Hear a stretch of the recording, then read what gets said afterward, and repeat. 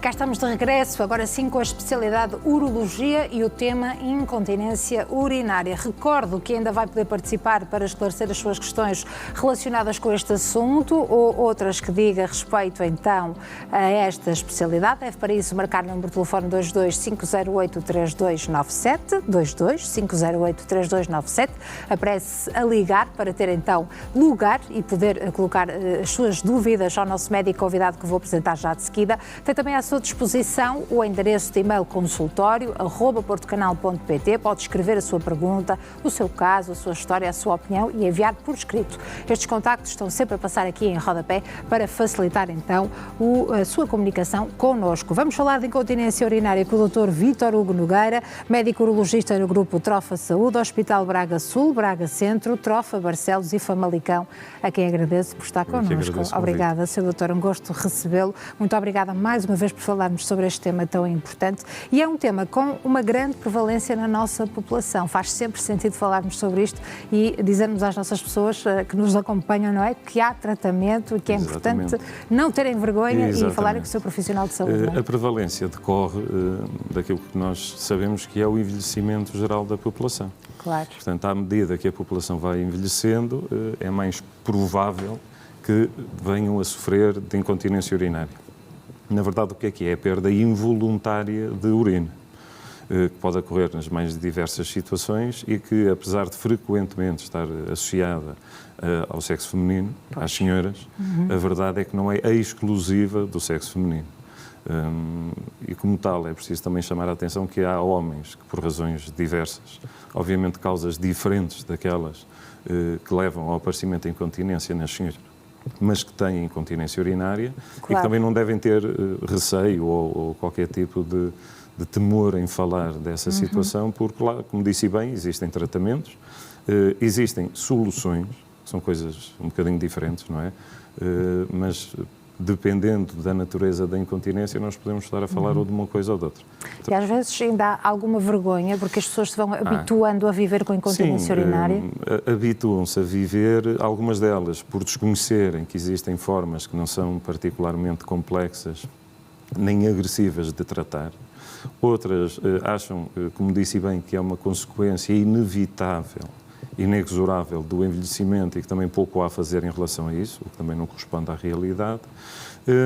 Outras pessoas, por isso, simplesmente têm vergonha de assumir que efetivamente têm esse problema, têm receio da própria natureza das estratégias que possamos ter de utilizar para as corrigir e entra-se um bocadinho naquele círculo vicioso que é: tenho medo, não vou, não resolvo, mas continuo com o mesmo problema, mas continuo com medo e pronto, eu acho que é importante informar acima de tudo, acho que a nossa função é, em primeiro lugar, informar, tentar esclarecer, tentar explicar quais é que serão as razões para que esteja a acontecer aquilo naquele indivíduo em particular e oferecer as opções terapêuticas que frequentemente nós temos à nossa disposição. Que é isso mesmo que vamos falar aqui, não é? Fazer aqui, falar das opções terapêuticas. Antes disso, vamos falar de incontinência urinária. Podemos dividir em 3 grandes grupos? Sim, habitualmente esforço, urgência e mista, não é? Exatamente, ou seja, a incontinência de esforço é aquela que está associada a algum tipo de aumento de pressão abdominal que faz com que ocorra essa perda. Portanto, normalmente o doente pega num peso, tem tosse, espirra, portanto, até a fazer exercício, a correr, acaba por levar a um aumento da pressão abdominal e esse aumento da pressão abdominal exerce compressão na bexiga. Os mecanismos que promovem a continência, já tendo algum grau de falência, não vão ser capazes de preservar essa mesma continência e a consequência é a perda de urina. A incontinência de urgência ocorre num contexto frequentemente bastante diferente, que são por contrações involuntárias da bexiga. Ou seja, a nossa bexiga é um reservatório muscular, é um músculo, que habitualmente só contrai quando nós damos a indicação para que isso aconteça. Nós damos a ordem, há um processo integrado que leva à contração do músculo da bexiga e ao relaxamento das estruturas que efetivamente impedem que isso aconteça. Senão, as contrações involuntárias são isso mesmo. Portanto, a bexiga contrai sem que exista essa ordem. Aquilo que habitualmente os doentes sentem é uma vontade súbita, intensa, repentina para urinar, que pode ou não ser passível de ser controlado. Claro. Ou seja, se a força muscular que eles têm para se opor a essa contração for suficiente, o doente não tem perda. E nós é esse tipo de incontinência, até chamamos que a incontinência é incontinência de urgência seca. Ou é enquanto que será uma bexiga hiperativa seca, aliás, incontinência pressupõe que perca a urina. Quando, por razões várias, fraqueza muscular, claro, até a própria capacidade do doente se movimentar até ao local onde pode ir urinar. Imagina um doente mais idoso, com patologia osteoarticular, que caminhe muito lentamente.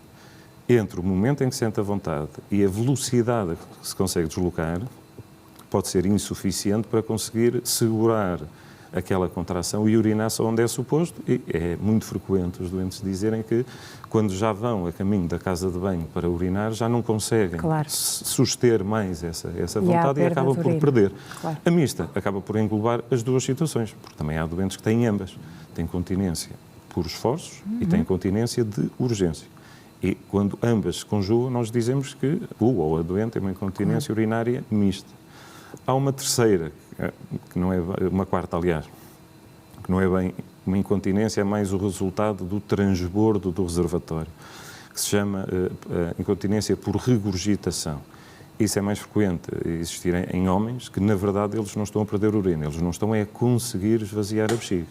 E a bexiga enche até um ponto que depois, como felizmente não rebenta, regurgita. E, portanto, há uma perda de urina, porque a pressão dentro da bexiga é de tal forma elevada que vence a capacidade que as estruturas que preservam a continência têm de manter a urina dentro da bexiga. Isso terá danos para outros órgãos, nomeadamente se para for os rins. mantida, se for mantida, exatamente, ou seja, agora num contexto um bocadinho diferente, que é nos homens com um aumento volumétrico da próstata, condiciona a obstrução à drenagem da urina da bexiga. O que pode acontecer em situações arrastadas é haver dano renal, claro, exatamente porque os mecanismos que impedem que a urina reflua para os ureteres e para os rins, devido a essa pressão excessiva, preservada, mantida ao longo de muitos anos, esses mecanismos pura e simplesmente entram em falência e há dano renal decorrente, não do mau funcionamento dos rins intrínseco, mas da dificuldade de drenagem daquela urina. Claro. E estes são os sintomas mais comuns, mas existem outros que merecem alguma avaliação especializada? Há circunstâncias em que, quando associadamente às perdas urinárias, existem outras manifestações, como a presença de infecções recorrentes, o aparecimento de sangue na urina, claro, frequência urinária, a frequência noturna também muito elevada. Ou seja, há uma série de outras circunstâncias que podem estar no contexto, mas que invariavelmente não estão. E, como tal, é preciso excluir outras razões para a manifestação até poder ser aquela, claro, mas a causa não ser intrinsecamente as causas mais comuns das incontinências urinárias. Claro. E para além da afetação da qualidade de vida e da sintomatologia que as pessoas apresentam, existem outros exames também para confirmar o diagnóstico, Sr. Doutor, são necessários? Em primeiro lugar, aquilo que é importante é fazer o exame físico. O exame físico permite-nos confirmar a presença, no caso do esforço, da incontinência urinária. Portanto, habitualmente é só, por assim, na posição ginecológica, fazer o exame ginecológico para avaliar não só do ponto de vista hormonal como é que estão os tecidos, exatamente porque é mais comum isto surgir em mulheres pós-menopáusicas, e tendo a bexiga confortavelmente cheia, invariavelmente, se nós pedirmos à doente para tentar simular as manobras que habitualmente fazem com que ela perca a urina, nós vamos conseguir visualizar essa perda. Nós conseguimos ver. Portanto, se dissermos à doente para tossir, para fazer algum tipo de esforço abdominal, porque há doentes que perdem em pico, ou seja, sim, só perdem se a pressão abdominal for de tal forma elevada que isso aconteça. Há senhoras que em pico não perdem, mas perdem se fizerem uma pressão sustentada. Ou seja, até podem tossir e não perder, mas pegam um saco de compras e se põem a subir escadas, isso já lhes acontece. E nós tentamos, na medida do possível, simular as situações em que isso aconteça para confirmarmos a perda. Há circunstâncias em que não conseguimos ver, ou porque a bexiga não está cheia o suficiente, ou porque claro, a pressão que elas na posição foram capazes de fazer não foi suficiente para que nós visualizássemos, mas é sempre importante ver isso, fazer a palpação abdominal, Por exemplo, naquela situação que eu lhe disse das bexigas que não esvaziam, nós até podemos conseguir palpar, efetivamente, alguma massa abdominal que às vezes corresponde à bexiga cheia. E, portanto, em qualquer circunstância, e nesta também não é exceção, nós temos de falar com o doente, ver o doente, observar o doente, Claro. Porque esse é sempre o princípio. Claro. Depois temos algumas ferramentas que não passam apenas e só necessariamente por fazer exames complementares de diagnóstico, mas temos formas de tentar perceber um bocadinho melhor se aquilo que o doente tem é mesmo uma incontinência de urgência, se está mais relacionado com alterações da percepção da reflexão da bexiga. E, portanto, uma das ferramentas que nós usamos, que é muito simples e que nos permite obter muita informação, é uma tabela, habitualmente nós chamamos a isso um diário miccional. Exatamente. O que é um diário? Há várias formas de fazer um diário miccional, umas mais completas, outras mais simples. Eu, na minha prática clínica, tento privilegiar as mais simples, que, na verdade, muitas vezes até se chamam só de tabelas de hora-volume. E em que é que consiste? Consiste no registro de 24 horas, mas podemos, por exemplo, fazer apenas o registro noturno, das vezes em que o doente vai urinar. Portanto, o doente registra a hora a que vai urinar e registra o volume daquela micção. Mas, habitualmente, eu sugiro que comprem um copo medidor, que até serve habitualmente para fazer os bolos, Claro. não é? Que está graduado. Sim. O doente ou urina diretamente no copo, no caso dos homens é mais fácil, ou então em qualquer recipiente que lhe permita verter para lá, mede, anota e depois deita fora a urina, como é Claro. evidente. Isso dá-nos muita informação porque nos permite avaliar a quantidade de urina que produz nas 24 horas, permite-nos ver, contar a frequência das micções nas 24 horas, quantas vezes urina durante a noite, suponhamos, porque muitas vezes é um fator importante, não especificamente no contexto de incontinência, mas das queixas urinárias, do baixo aparelho urinário em geral, permite-nos perceber se os volumes diurnos e noturnos estão de acordo com aquilo que seria previsível para a idade, porque eles também variam com a idade. Os doentes podem, se quiserem, registar se tiveram urgência urinária, Claro. se tiveram perdas, podem registar se consumiram algum tipo de proteção e as proteções que foram usando exatamente no contexto das perdas. Mas isso é tudo importante, Sr. Doutor, para depois definir a opção terapêutica? É importante para perceber o que é que se está a passar, por um lado, Claro. porque só a sintomatologia invariavelmente pode ser insuficiente. Pois. O que é que eu quero dizer com isto?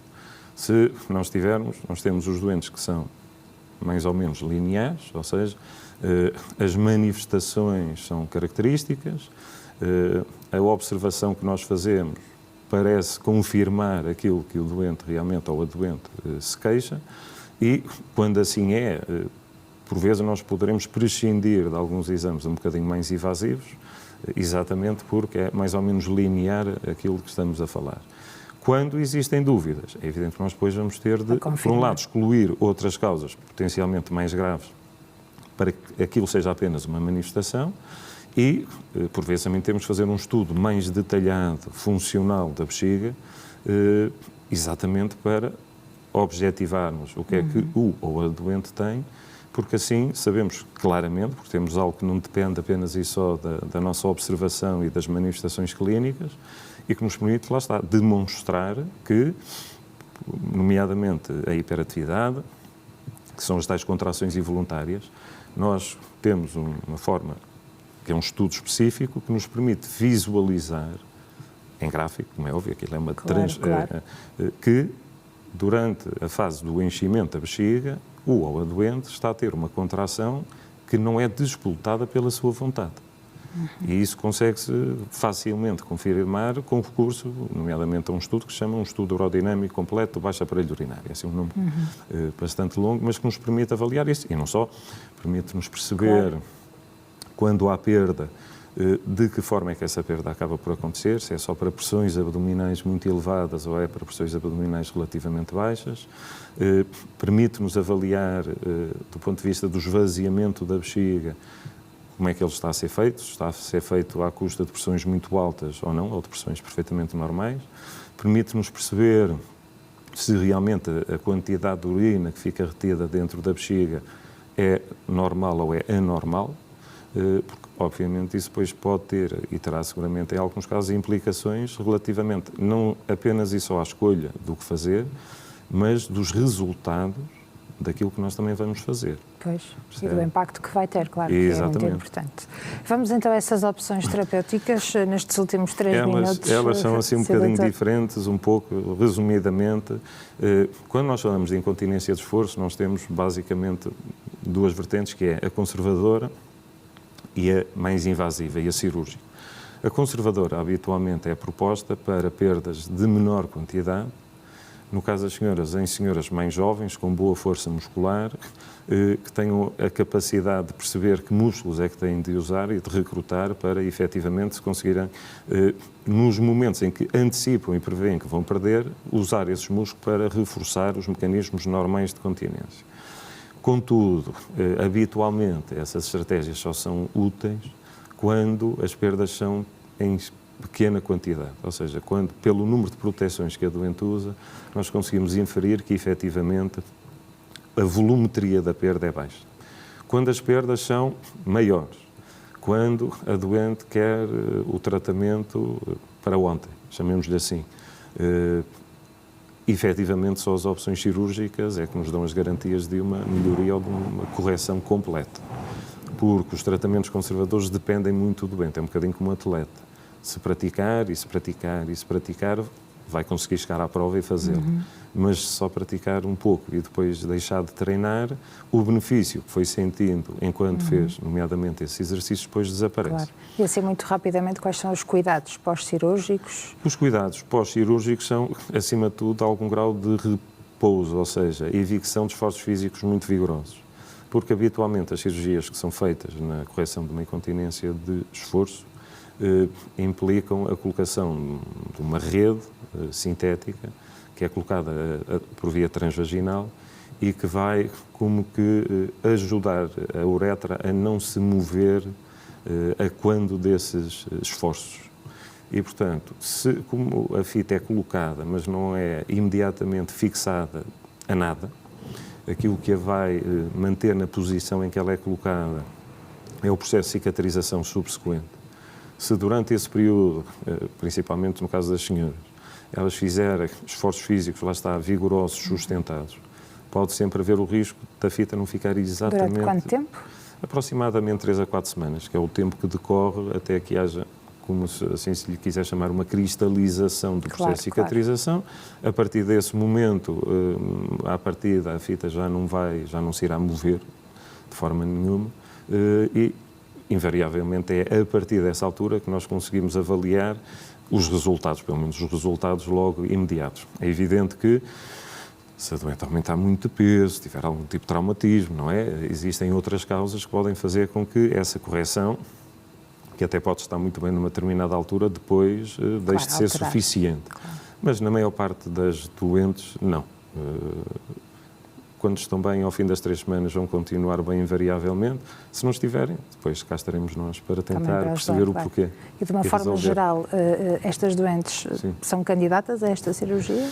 Depende, eu costumo dizer que a gravidade da incontinência depende muito do ou da doente, porque significa de uma conjugação de fatores que não são apenas a volumetria da perda. Há senhoras que uma perda que seja muito ligeira, mas que as obrigue por uma questão até de comodidade ou de segurança, a dar sempre uma proteção, é terrivelmente causadora de incómodo, porque tem sempre o receio de poder perder no momento mais inaudito ou de terem algum tipo de odor que depois incomode, se forem pessoas com uma vida social muito intensa, contactem com muitas pessoas. É muito comum dizerem que têm muito receio de, quando estão na presença de outras pessoas, poder notar de alguma forma que têm essa perda. E existem outras senhoras em que o uso de proteções é bastante maior. Que lidam melhor com a situação. Exatamente, porque o impacto que tem no seu dia-a-dia e na sua vida, principalmente social, não é tão acentuado. E às vezes há uma certa dissociação entre aquilo que nós consideramos uma perda moderada ou severa. Porquê? Porque habitualmente aquilo que valorizamos é a volumetria e o impacto que isso tem na qualidade de vida daquela doente. Claro. E, tendencialmente, o que eu acho que deve ser avaliado é o impacto. Claro, claramente. Mais. Muito bem. Sr. Doutor, muito obrigada por esta explicação. Obrigada por ter estado aqui connosco. Vamos agora ao encontro das dúvidas dos nossos telespectadores. Doutor Vítor Hugo Nogueira, sem dúvida alguma, médico urologista no Grupo Trofa Saúde Hospital Braga Sul, Braga Centro, Trofa Barcelos, também Famalicão. Estará agora disponível para ouvir a sua questão ou ler também o seu e-mail. Vamos fazer um curtíssimo intervalo. Estamos de regresso daqui a alguns minutos. Até já.